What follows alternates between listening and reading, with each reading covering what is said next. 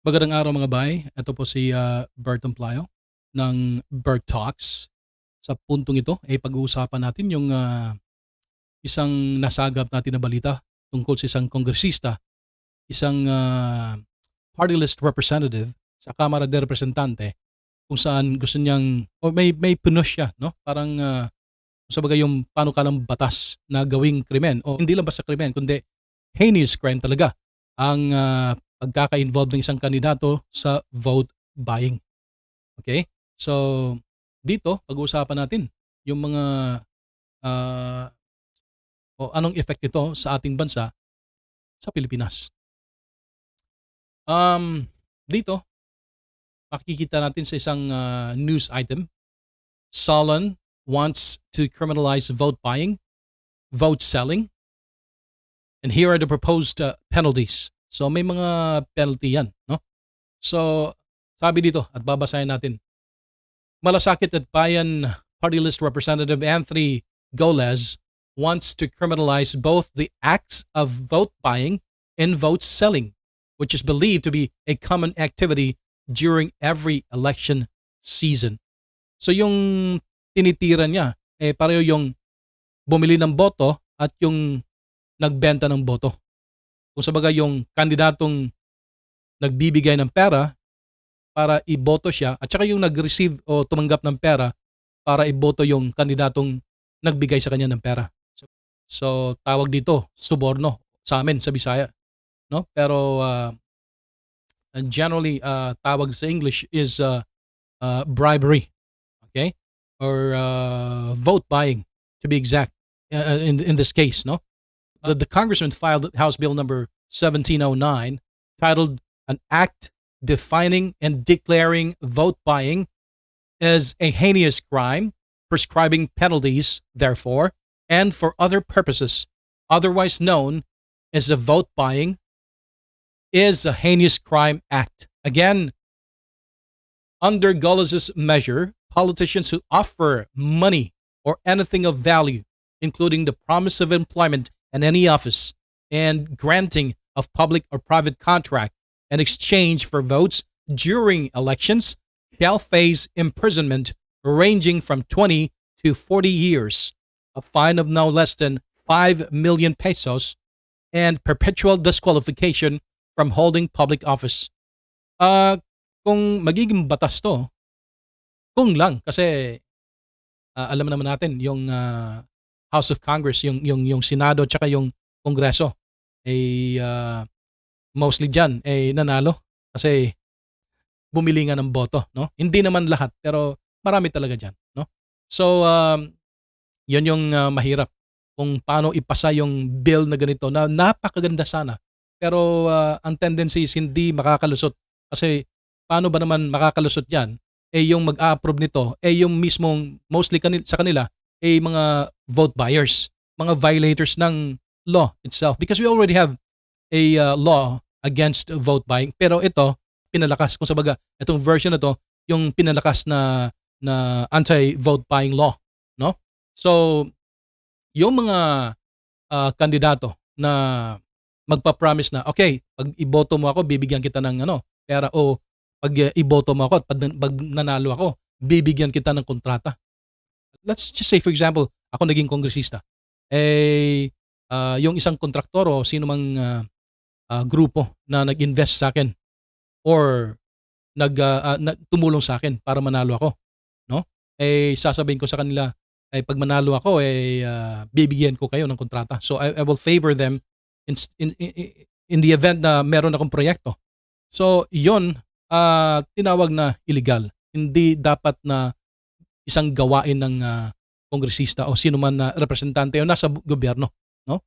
So if ever if proven beyond reasonable doubt, which is very hard by the way, no? Kasi katakot-takot na tambak na ebidensya yung kailangan mo dito to prove a person guilty beyond reasonable doubt. So if ever a candidate or a politician or a public servant who won an election, if ever he was proven to be guilty of vote buying, he would face 20 to 40 years of imprisonment. Okay? And of course, he has to pay 5 million pesos. and this perpetual disqualification. Ibig sabihin, hindi na siya pwedeng makapasok sa gobyerno bilang kinatawan or elected official or even appointee as an appointee. Never. Hindi na pwede yan. So, sabi pa dito, solicitors or members of political parties who buy votes on behalf of their candidate of choice face similar penalties, prison sentences of 12 to 20 years, and fines of not less than 3 million pesos. So, ibig sabihin, yung mga miyembro o mga kapartido or yung mga miyembro ng grupo o political party na nagsusolicit to buy votes in favor of their candidate will also face the possibility of imprisonment of 12 to 20 years if proven guilty. No? Meanwhile, voters caught selling their votes may be imprisoned for 1 to 6 years and may face fines of not less than 100,000 pesos. Yun naman yung botante na mapapatunayan na tumanggap ng pera para iboto yung isang kandidato, meron ding penalty. No? He will be imprisoned for like 6 years, no? A maximum of 6 years. And he will also pay fines of up to 100,000 pesos, no? So yun yung expected na penalty. So the measure also adds that the prosecution of vote buying offenses would be classified as urgent and would take precedence over other cases within a respective court. So sabi pa ni Goles, no? It is about time for the people to stop turning a blind eye to vote buying. Vote buying during elections should be rejected with extreme repugnance. The current law and penalty against vote buying is clearly not enough to deter vote buying. So sabi pa ni Goles na yung current law natin with regards vote buying is not enough. In short, it's weak, no? Not enough to discourage vote buyers and vote sellers, both of them, no? So kaya ang daming nangyayaring vote buying every time nagkakaroon tayo ng eleksyon. Yun talaga ang kalakaran. We were not born yesterday. Hindi naman lingid sa kalaman ng karamihan na kahit saan, especially sa local elections, marami talagang mga politiko, halos lahat.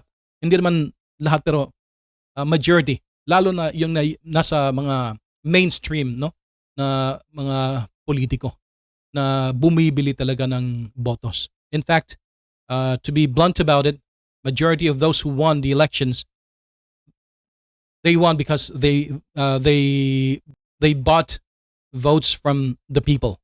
Okay?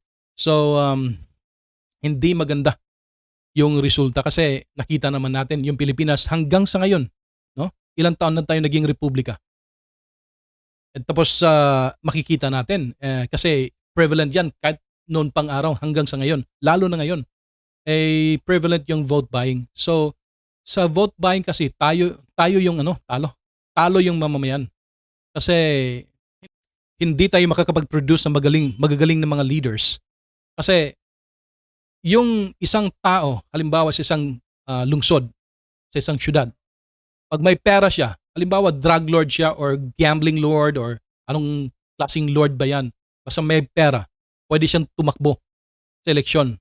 And he doesn't need to thoroughly campaign.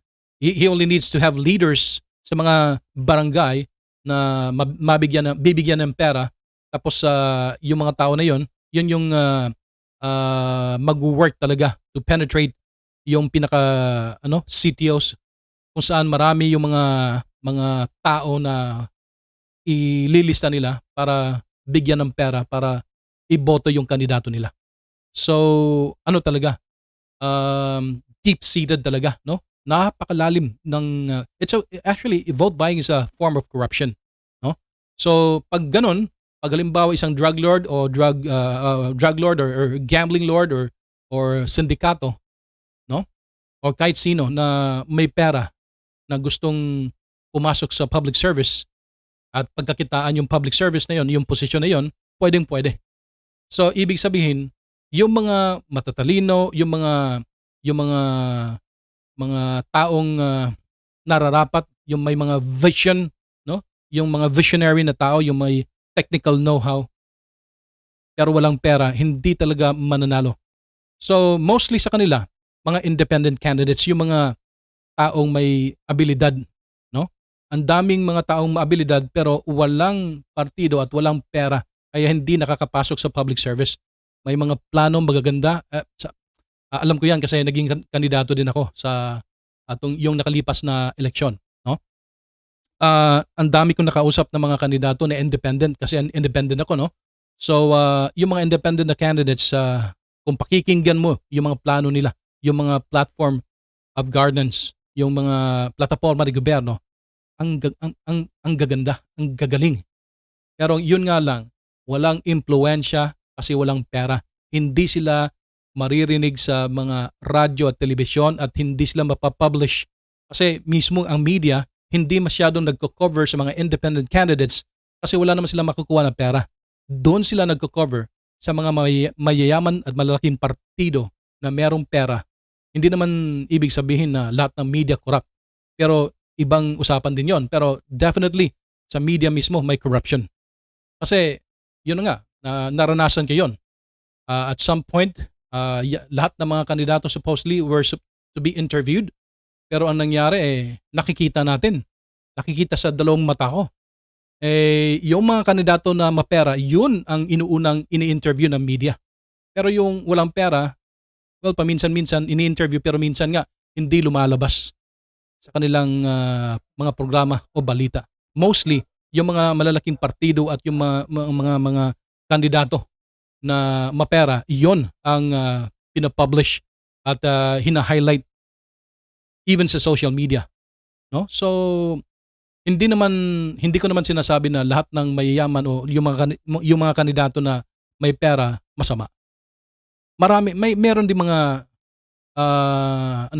yung mga mabubuti ang loob, no? May vision at plano rin. Pero mas marami pa rin yung mga walang partido, walang pera, may vision at may puso para sa public service na hindi mananalo kasi nga walang pera. At yung mga tao na yun, kahit pa may pera, hindi yan magbibigay ng pera kasi di prinsipyo yan. Hindi yan bibili ng boto kasi para sa kanila, yung pagbili ng boto para makuha mo yung posisyon, walang dignidad doon, walang honor. Kasi it's a way of, it's also, it's what we call cheating, no? Cheating yun Hindi yun legal, no? Pero ginagawa ng karamihan. Maraming ang kandidato abogado Pero alam nila yung pinagbabawal pero ginagawa pa rin. So yun talaga ang realidad sa Pilipinas. Kaya nga majority sa mga leaders natin, no? Elected, even yung appointees, no? Mostly mga elected leaders, hindi talaga ganun kaseryoso sa public service. So most of them, if not all, let's just say most of them, they're just after the fame and even fortune that they can get out of their yung posisyon na pinanaluhan na nila by way of vote buying. So yun na nga, sa labas ng bansa, marami silang visionary leaders na nakukuha sa mga technical na mga tao o sa mga sa technical na na sektor, no? Lalo na. So kaya nga magaganda yung mga plano nila at nai-implement kasi may alam. Kasi nga sabi ko, 'di ba, pag may pera ka, kahit hindi ka ganun kagaling, hindi ka marunong, basta may pera ka, mananalo ka bilang kongresista o mayor o konsihal o kahit ano. Pwede. Marami nga diyan sa may mga senador nga tayo na hindi non-functioning no? Pero kumokobra ng malalaking benepisyo galing sa gobyerno. Kahit pa kongresista, meron din, no? At saka mga lokal na ehekutibo, meron din. So maganda tong bill na to, no? Sana ay masuportahan. Kasi ganito 'yan. The candidates are corrupting the voters by way of offering a bribe. In the same way, yung yung mga botante, they are also corrupting the candidates because they are demanding from the candidates money. So both are corrupted, and the cycle continues. So that's why hindi tayo makapag-produce ng magagaling na mga lider, no? Kasi nga sa onset pa lang ng karera ng mga public servants natin, corrupt na sila kasi the mere act of vote buying is already corruption. It is a form of corruption na hindi dapat magpatuloy, no? At saka kasi nakakaapekto to sa ating bansa, no? So corruption everywhere, mahirap talaga. So sabi pa dito sa article na to, the passage of a special penal law declaring vote buying as a heinous crime will send a strong message to the electorate and the would-be elected officials that Filipinos have had enough of vote buying during elections, he concluded. So sana nga lang, no, na yung mga tao they will realize ano yung nagiging epekto sa vote buying, yung pinagbibili yung boto sa kakarampot na pera, pinagpalit yung boto at binoto yung hindi naman dapat talaga na malagay sa pwesto kasi in the first place, again, bribery is corruption, and corruption is evil and is illegal. It is illegal both sa law ng langit at saka yung sa lupa, no? The law of the land and the law of the heavens. And definitely maraming apektado nito. Kaya nga patuloy na naghihirap at hindi nadidevelop yung ating bansang Pilipinas kasi majority ng binoto natin ay mga corrupt, no? Again, vote buying is a form of corruption and so therefore those involved are also corrupt. Okay? Sabi pa nga ng Biblia, Deuteronomy chapter 16 verse 19 at babasahin ko. You shall not distort justice. You shall not show partiality. And you shall not accept a bribe because a bribe blinds the eyes of the wise and distorts the words of the righteous. Di tayo dapat tumatanggap ng pera o yung suborno para iboto yung sino man kandidato. Kasi pinagbabawal nga yan sa Biblia. As far as I know, ang Pilipinas ay highly associated with the Christian faith, no? Kristiyano lahat, halos nasa mga 90%, mga 80% plus mga Katoliko, and the rest iba-ibang denomination, mga Christian pa rin, no? Iba-iba, halimbawa yung Iglesia ni Cristo at iba pang evangelical churches, and then the rest are Muslims. So ibig sabihin, majority ng Filipinos are Christians who are supposed to be following the standards of God that says it is not right to engage in bribery, in this case vote buying. Pero ang dami sa atin, no, dina-justify pa yung mali. Sasabing okay lang yan kasi lahat naman ay gumagawa niyan.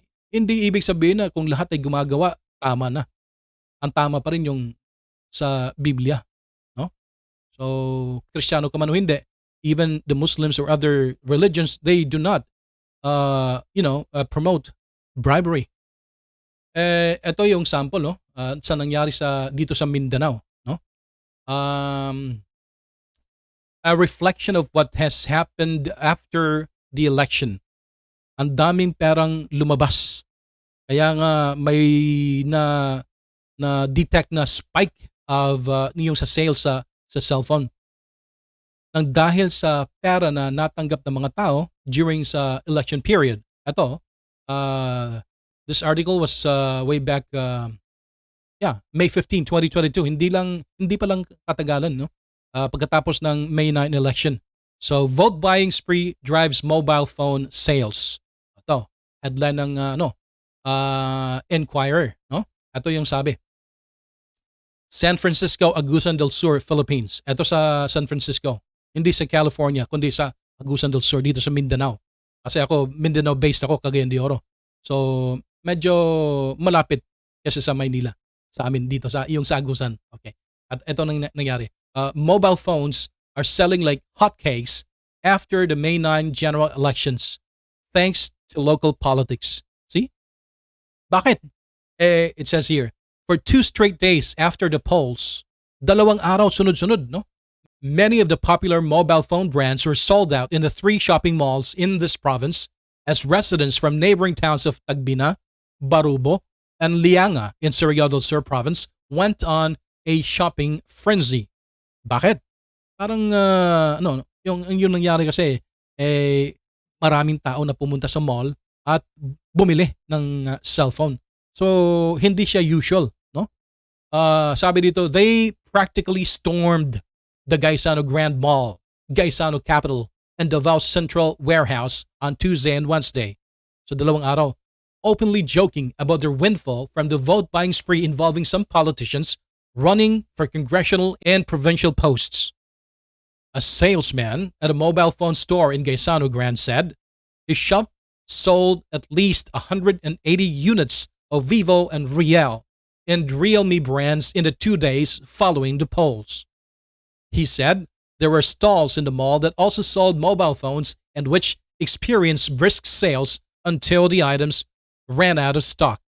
Mobile phone stores at Gaisano Capital, at Davao Central Warehouse, and the town center also had a surge in sales.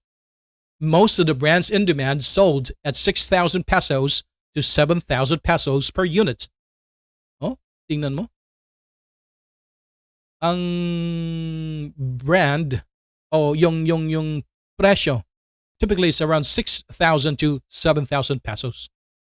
So, pinaniniwalaan na itong mga pera na to galing sa eleksyon kasi yung mga namili, yung mamimili, sabi nila, galing to sa, yung suborno, galing to sa vote buying, no? Sa mga congressional at provincial post na mga opisyal na tumakbo. Usually yung isang lineup, no, ilang libo yan. So minsan naabot ng 5,000, 7,000 and at most may nabasa ko mga 12,000 ata yung pinaka malaki na vote straight, no? So capable silang bumili yung mga tao ng bagong cellphone kaya nga nagkakaubusan eh. So marami kasing pera na natanggap yung mga tao, especially after the election, no? So apart from mobile phone stores, other commercial establishments including restaurants became crowded on Tuesday and Wednesday. Toto Banas, the owner of a meat store at a public market, said his supply was sold out by noon. According to Macari Angelia, a resident of Lianga, rival camps in his province were buying votes at 2,500 pesos to 3,500 pesos per voter. Per voter yan Saan mo makukuha yung 3,000 pesos o 3,500? Sa isang butuan lang, no? So, yun. He said more cash went around as election day was approaching with some candidates handing an extra 500 pesos, also called tili-tili or drizzle, to each voter. Dito sa Cagayan de Oro, ang tawag sa amin yan is ulan-ulan. No? Rain, ulan-ulan. One candidate in this town gave out 1,200 pesos in 4 batches, which voters jokingly called doses. The first 2 being primary and the last 2 being booster doses. Wow. Parang dinivide niya sa ilang beses, no? Parang vaccination din. My first, second, and booster dose, no? Another candidate gave out 1,000 pesos each to voters. Cost-oriented groups monitoring the election said this was the first time that votes were bought with such amounts. So, napakalaki talaga. Doon sa Zamboanga, waiting in line. In Zamboanga del Sur, voters were offered 3,000 pesos to 5,000 pesos in exchange for voting an entire local slate from governor to municipal or city councilors. The distribution started on Saturday, 2 days before Election Day. Kasi Monday yung pagkakalam ko Monday yun sa May 9, no? Many put up with about 5 hours of waiting in line for their ulan-ulan from one camp when they would queue in another political camp the next day. But police in the provincial capital of Pagadian City thwarted a vote-buying operation on election day itself, seizing 50,000 pesos in cash in a raid at the pavilion building of the provincial government in Barangay Dao. According to the report, the 1,000 peso bills confiscated by the police came with sample ballots of re-electionist Governor Victor Yu and his local slate, but nobody was arrested in the raid as the people inside the building fled when the police arrived. On the eve of election day, police in Dumingag town in Zamboanga del Sur raided a health center in Barangay Dulop, arrested 2 women, and confiscated bundles of envelopes of which contained cash amounting to 1.93 million pesos. Major Mark Jerome Nebria, Dominguez Police Chief, said each envelope had 2,500 pesos in cash. Also seized from the suspects were a list of voters with their precinct numbers. So ang punto dito is maraming ang nakabenepisyo sa sa vote buying, pero temporary lang man 'yan. Ang problema kasi halimbawa nakapagbili kayo ng cellphone o anumang gadget, no? Yung gadget na 'yon after how many years wala na, parang outdated na at saka posible sira na 'yon, no? Pero yung mga politiko na pinanalo nyo at naging corrupt yun, and most likely he will be a corrupt politician because the act of bribing or giving suborno ano yun, illegal at saka immoral at saka bawal yun, no? So babawiin yun. Yung vote buying talaga, hindi mo may expect na yung mga taong nagba-buy votes mga santo. Sino bang tao na magpapalabas ng pera, mag-i-invest ng pera na walang ini-expect na return of investment? Ang return of investment niyan, pag halimbawa ako corrupt na politiko, pag ako manalo, ibabawiin ko yan sa iba't ibang transaksyon na papasok ko ng gobyerno na kung saan kinakailangan yung pirma ko, no? So mga yung mga kickbacks and all those, no, na pwedeng mapagkukunan ng pera sa gobyerno. So nanakawin talaga yung pera ng gobyerno para bawiin yung ininvest na pera para pambili ng boto. So ang nangyari sa Pilipinas, hindi talaga na-develop ng gusto kasi yung pera sana na para sa public service, ang laking porsyento noon ay pumupunta sa bulsa ng mga politiko na in the first place bumili ng boto. Babawiin nila yon. Okay? So mayroon na ang tanong kung meron ba tayong yung law. Meron na tayong existing law. Pero yung proposal ng isang kongresista na si Goles ba yun? Yeah. Representative Anthony Goles ay mas pinalakas. Sana nga lang makalusot, pero I doubt kung lulusot to kasi ang daming corrupt din dyan sa Kongreso. Parang paano nila i-adapt o approve yung proposal na to, first, second, and the third reading, no? Paano nila mapapalusot to? Kung papalusutin nila to, sila yung tatamaan nito, no? So according to our existing law, meron talaga na pinagbabawal. So ang tanong is, vote buying illegal in the Philippines? Yung answer is yes. Vote buying is illegal in the Philippines according to Section 261A of the Omnibus Election Code of the Philippines, Batas Pambansa bilang 881. Vote buying and vote selling are among the prohibited acts which are punishable by the said law.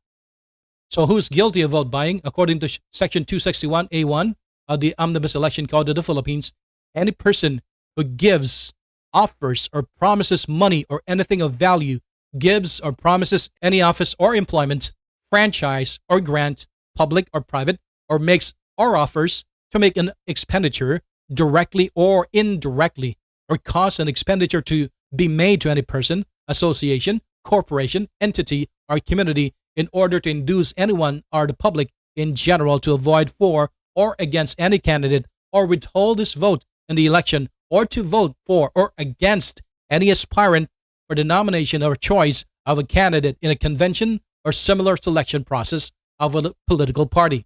By the way, let me just highlight this, no? Yung suborno, hindi lang yung vote buying. Kasama na rin yung magbibigay ka ng pera para hindi iboto yung isang partikular na kandidato o grupo ng mga kandidato. So, meron din ganyang moves, no? Nalaman ko yan yung nakapasok ako sa pumasok ako sa politika yung eleksyon sa May 9, 2022. All right?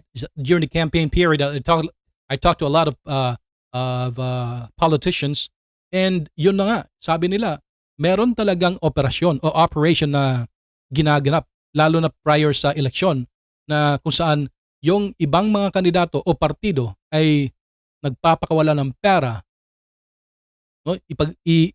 Ibibigay yung pera sa mga taong hindi boboto sa mga kandidato. Halimbawa, ako yung nasa partido at sa kabilang partido yung yung kandidato ay malakas. So magpapakawala ako ng pera para nang sa gayon eh yung mga tao eh hindi boboto sa kanya, no? So ganun 'yon. Grabe yung kalakaran sa panahon ng eleksyon. May nagbo-vote buying, meron ding magbibigay ng pera para hindi iboto yung partikular na kandidato o slate o grupo ng mga politiko. So grabe. So who's guilty of vote buying? According to Section 261A2 of the Omnibus Election Code of the Philippines, vote selling is committed by any person, association, corporation, group, or community who solicits or receives directly or indirectly any expenditure or promise of any office or employment, public or private, for any of the considerations mentioned in Section 261A1. In other words, vote selling are committed by the voters, entities that control voters, or the ones who sell or receive money in exchange for their votes for or against any candidate. Oh, klarong-klaro yan, ha? So, yun yung existing law natin. Pero etong proposal ng isang kongresista na si Goles mas pinalakas, no? Ginawang heinous crime talaga. Kasi ang penalty magre-range sa 10 or to 40 years ba 'yon? Teka lang. Nandito 'yan. 10 to 40 years. No, to 20 to 40 years yung penalty, yung imprisonment, no? So sana makalusot to, pero I doubt kung palulusutin to ng mga kongresista at mga senador, lalo na yung mga kongresista, mas marami sila. Kasi ang dami diyan nanalo kasi bumili ng boto.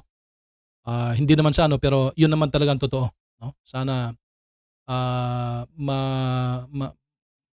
matapos na to para naman ma-develop pa yung ating bayan. Kasi pag bumoto tayo hindi base sa pera kundi base sa kapasidad o abilidad ng isang tao, no? Mas lalong ma-develop yung ating bayan. Yun naman talaga yung gusto natin mangyari, ma-develop yung ating bayan, maging first world country. Hindi pwedeng patuloy tayo magiging yung pagiging sick man of Asia natin na parang banana republic na walang masyadong development, no? Ang daming dapat na baguhin sa sistema ng Pilipinas. At pag-uusapan natin yan sa mga susunod na mga episode ng ating Bert Talks. So, yan lang muna. Hanggang sa muli. Ito po si Bert Tamplayo at magandang araw sa lahat. Thank you very much and God bless.